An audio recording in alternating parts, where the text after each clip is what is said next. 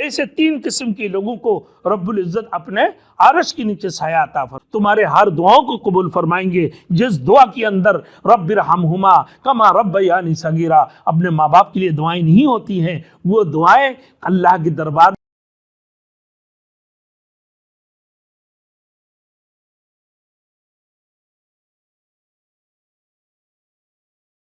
Thanks for watching. Don't forget to like, comment, share and subscribe to Maulana Habibullah Ruhani Official. اسی طریقے سے ایک حدیث میں اور بھی ہے، رسول مقبول صلی اللہ علیہ وسلم نے ارشاد فرمایا کہ اپنے والدین کے ساتھ حسن سلوک کرنے سے اللہ رب العزت تمہیں جنت میں داخل فرما دیں گے اور تمہارے رزق میں وسعت عطا فرمائے گا اور تمہارے عمر میں اضافہ فرمائیں گے۔ اسی طریقے سے فرمایا میرے والدین کے لیے، میرے والدین کا ہمارے لیے کیا ہے کہ تمہارے والدین کے لیے تمہارے لیے کیا ہے کہ یہ ہے کہ تمہارے ماں کی قدم کے نیچے تمہارے جنت کی دروازے ہیں، ماں کی قدم کے نیچے جنت کے دروازے ہیں۔ جس ماں کے ساتھ تم نے حسن سلوک کی، فرمایا ماں کے ساتھ حسن سلوک کرنے کے بعد پھر مخلوق ہے خدا کی خدمت کرنے میں لگے رہو، اور اسی طریقے سے کہ ایک انسان کی ساتھ میں کہ ایک جانوروں کی ساتھ میں سلوک، اچھا سلوک کیا کرو۔ نہیں معلوم اللہ رب العالمین کس کی ساتھ تمہارے اچھے سلوک کو پسند فرما لے، تمہارے حسن سلوک کو اللہ پسند فرما لے۔ تمہارے والدین کی ساتھ، عزیز و اقارب کی ساتھ، تمہارے رشتہ داروں کی ساتھ، قریبی رشتہ دار کے ساتھ حسن سلوک کے ساتھ ساتھ باپ کی دوستوں کی ساتھ میں حسن سلوک اور ان کی بیٹوں کے ساتھ حسن سلوک کرنا اتنی بڑی درجہ ہے۔ فرمایا واہ بھائی یہ تو بہت بڑھیا بات ہے، بولے جاؤ۔ اور ایک حدیث میں ہے حضور صلی اللہ علیہ وسلم کی حدیث ہے، فرمایا رسول مقبول صلی اللہ علیہ وسلم نے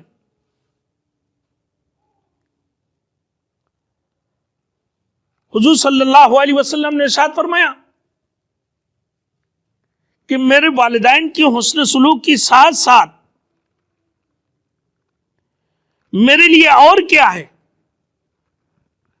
فرمایا میں اپنا عزیز و اقارب کی، پھر اپنا والدین کی قریبی جو رشتہ دار ہے، پھر ان کی باپ کی دوستوں کی ساتھ، پھر ان کی بیٹوں کے ساتھ ہمدردی کرنا، پھر اس کی ساتھ ساتھ پھر مخلوق خدا کی خدمت کرنا۔ اور اسی طریقے سے کہ اللہ پاک پروردگار عالم نے جو فرمایا کہ اللہ کی ہر مخلوق جانور کیوں نہ ہو، نہیں معلوم اللہ رب العالمین کس کی سن۔ لہذا عبداللہ بن مسعود رضی اللہ تعالیٰ عنہ کی حدیث ہے کہ دونوں میاں بی بی اپنے رات کو سو رہے تھے، ایک بلی میوں میں کر رہے سردی میں۔ فرمایا ایک اللہ کی بندے کہ اس نے جتنا بھی عمل کی ہے، کہا کہ میں نے روزہ رکھا، تو کہتا ہے کہ تو روزہ اس لیے رکھا کہ تجھے لوگ روزہ دار کہیں، کہ میں نے عبادت کی، کہا کہ تو عبادت اس لیے کرتا تھا کہ تاکہ تجھے لوگ عبادت گزار کہیں، کہا کہ میں نے صدقہ کیا، کہا کہ تو صدقہ اس لیے کرتا تھا تاکہ تجھے لوگ یہ کہیں کہ تو بڑے دان صدقہ کرنے والے ہیں، کہا کہ میں نے لوگوں کے ساتھ ہمدردی کیا، کہا کہ تو نے ہمدردی حسن سلوک کیا، کہا کہ میں نے اس لیے حسن سلوک کیا تاکہ لوگ تیرے لیے واہ کرے کہ یہ بڑے لوگوں کی خدمت کرنے والے ہیں۔ بالآخر کہا کہ میں نے اللہ تیرے ذکر کیا، کہا کہ تو نے ذکر اس لیے کیا تھا تاکہ تو لوگ تجھے کہے کہ تو بڑے ذاکر ہے، اللہ کی ذکر کرنے والوں میں سے ہیں۔ تو آخر بالآخر کوئی نکی نہیں ملتا، وہ جہنم میں جاتے ہیں۔ وہ ایک بلی شور مچاتی ہے خوب تیزی سے، یا اللہ جب ان کے فیصلہ ہوتے ہیں کہ جا تو جہنم میں، وہ بلی اس وقت میں شور مچاتی ہے، یا اللہ جب میں سردیوں میں تکلیف میں گزر رہا تھا، میں تھرا کے کپ رہا تھا، اس وقت میں یہ دونوں میاں بیوی سوتے وقت ہمیں اپنے لحاف کے اندر، اپنے کمبل کے اندر ڈال کے مجھے آرام دیا تھا، اسی وجہ سے تم میرے وسیلے سے اس کو جنت عطا فرما دے۔ اللہ نے اس کی وسیلے سے اس کو جنت عطا فرمائی۔ اور ایک رینی انتہائی بدکار عورت اور فاحش عورت، وہ اپنے فحشت اس قسم کی تھی، اس نے وہ اپنے فاحشہ خانہ میں جا رہے تھے، رنڈی خانہ میں جا رہی ہے، اس کی تو کوئی نیکیاں نہیں ہے، سارے گناہ ہی گناہ ہے۔ بالآخر وہ دیکھا ایک کتا ہانپ رہے تھے، اس نے اس کتا کو اٹھا کر کے اس کتا کو پانی کیسے پلا، وہ ہانپ رہا ہے بہت تیزی سے، اس کی منہ سے لعاب نکل رہا ہے۔ اب اس کے لیے کیا ہے، وہ کیسے اس کو جو ہے نا اس کے ساتھ ہمدردی کرے، کیسے اس کے ساتھ ہمدردانہ سلوک کرے۔ بالآخر اس نے جو ہے نا اپنے دوپٹہ کو نکال کر کنواں کے اندر ڈالی، کنواں کے اندر ڈالنے کے بعد اسی کنواں سے جو دوپٹہ سے جو پانی نکل کر آیا، اسی پانی کو اس کی منہ سے جو ہے نا اس کی منہ میں ڈالا، پھر اس کتے کا ہانپنا بند ہوئے، جس کی وجہ سے ہاں اللہ رب العزت اس کو جنت عطا فرمائیں۔ حضرت جنید بغدادی رحمۃ اللہ علیہ فرماتے ہیں، وہ رنڈی انتہائی درجے کی گھٹیا عورت جس کی کوئی نیکیاں نہیں تھی، گناہ ہی گناہ تھا، وہ جہنم کی طرف جا رہی تھی کہ میرے تو کوئی بخشش کا ذریعہ نہیں، میں نے کوئی نیک عمل نہیں کیا، سارے زندگی بھر میں نے بد عمل کرتے رہے، آج تو میرے فیصلہ یہی ہے کہ میں جہنم میں جاؤں اور میری یہی آخری ٹھکانہ ہوگی۔ تو اسی وقت میں ایک کتا، اسی وقت میں اللہ رب العالمین دیکھا کہ بھائی یہ حالت میں،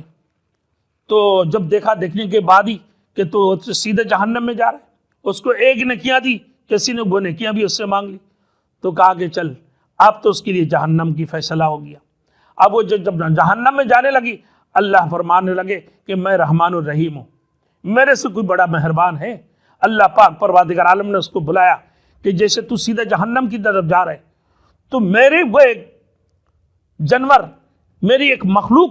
جو ہانپ رہے تھے اور اپنے دھوپ کی گرمی کی وجہ سے وہ اپنے منہ سے اس کا لعاب نکل رہے تھے، تیرے اندر اتنی رحم آ گئی کہ تو اس کی منہ میں جو ہے نا اس وقت میں اس کے ہانپنے کو دیکھ کر اپنے دوپٹہ کنویں میں ڈال کر اس کی پانی اٹھا کر اس کے منہ میں دی، جس سے اس کا جان آئی۔ تو اتنا مہربان تھی کہ میں تجھ سے زیادہ مہربان نہیں ہوں کہ میں تیرے کو اس کی وسیلے سے میں تجھے جنت نہیں عطا فرما دوں۔ اللہ رب العزت نے اس کو جہنم سے جنت عطا فرما دی۔ اسی طریقے سے میرے دوستوں فرماتے ہیں کہ ماں باپ کے ساتھ حسن سلوک کرنے سے اللہ رب العزت تجھے جنت بھی عطا فرمائیں گے، تیرے عمر میں بھی درجہ عطا فرمائیں گے، تیرے نیکیاں بھی پہاڑوں کی برابر عطا فرمائیں گے، پھر تیرے درجات کو بھی بلند فرمائیں گے، اور موت کی وقت میں تیرے موت بھی آسانی سے تیرے جان نکل جائیں گے۔ اللہ کے دربار میں تیرے موت کیا ہے، موت کی وقت ہاں نا اس پر کیا ہے، موت آسان ہو جائیں گے، موت کی وقت اس کے اوپر موت آسان ہو جائیں گے۔ پھر اسی وجہ سے والدین کے لیے جب دعا کرو، جب بھی دعا کرو، اللہ کے رسول کی درود پڑھو، رسول مقبول صلی اللہ علیہ وسلم کے اوپر درود بھیجتے رہو، اور اس کی بعد اللہ کے رسول کے درود کی بعد پھر پڑھو رب قال رب ارحمہما قل رب ارحمہما کما ربیانی صغیرا۔ اے میرے رب، میرے والدین نے جیسے مجھے بچپن میں جیسے میرے ساتھ کو مجھے پرورش کی ہے، میرے ساتھ جیسا حسن سلوک کی ہے، یا اللہ تو آج بھی ان کے ساتھ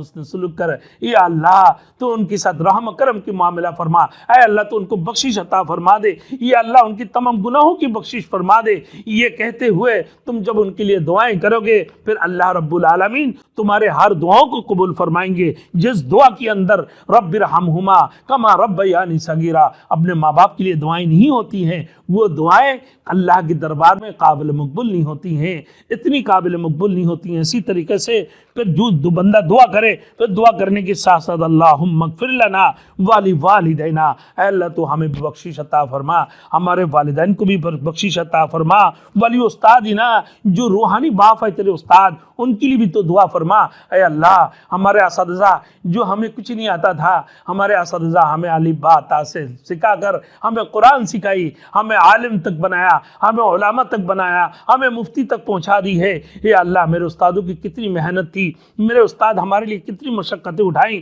میرے استادوں نے ہمارے لیے کتنی قربانی دی۔ یا اللہ میرے استادوں کو بھی تو بخشش عطا فرما، ولی ذریاتنا، اے اللہ تو ہمارے اولادوں کو بھی بخشش عطا فرما دے، ولی ذریتنا، پھر فرمایا ولی شیخنا ولی مشائخنا، ہمارے شیخ کو بھی، ہمارے مشائخ کو بھی، پورے امت مسلمہ کی مسلمانوں کو بھی، پورے امت مسلمہ کی مومنین کو بھی، یا اللہ تو بخشش فرما دے۔ جب یہ دعائیں کرو گے اللہ پاک پروردگار عالم تمہارے دعاؤں کو قبول فرمائیں گے۔ حضرت انس رضی اللہ تعالیٰ عنہ سے روایت ہے، فرمایا حضرت انس رضی اللہ تعالیٰ عنہ فرمایا رسول مقبول صلی اللہ علیہ وسلم نے ارشاد فرمایا کہ 3 قسم کے آدمی ہوں گے، اس کی عمر میں اضافہ ہوگا، رزق میں وسعت ہوگی، اس کی قبر میں بھی اللہ رب العالمین اس وسعت عطا فرمائیں گے۔ عمر میں اضافہ،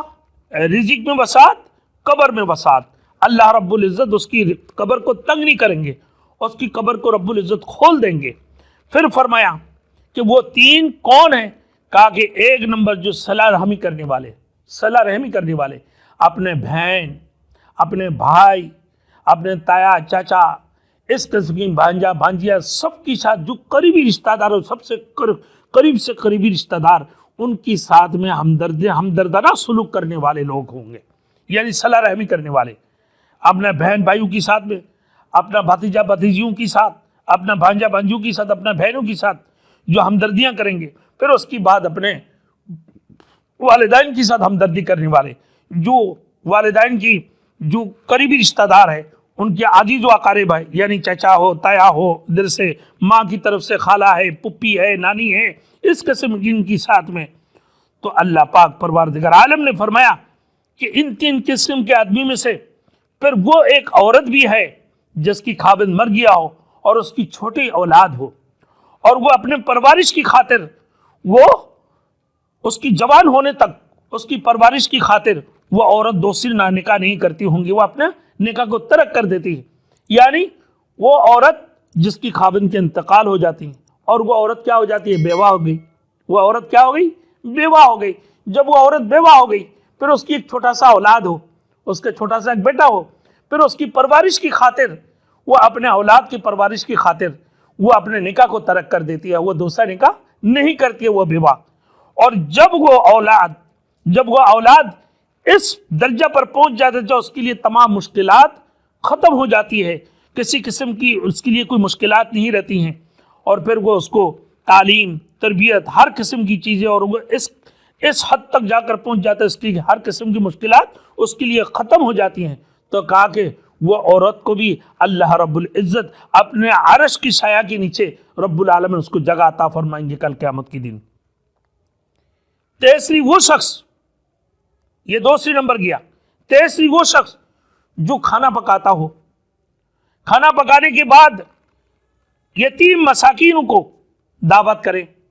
بہت سارے کھانا پکا لی اس نے اپنے گھر کے اندر، خوب اہتمام کیا، اور کھانا پکانے کے بعد غریب اور یتامى اور مساکین کو وہ دعوت کرے. میرے دوستوں، اللہ رب العالمین اپنے عرش کے نیچے اس کو سایہ عطا فرمائیں گے. تین شخص میں نے بتایا،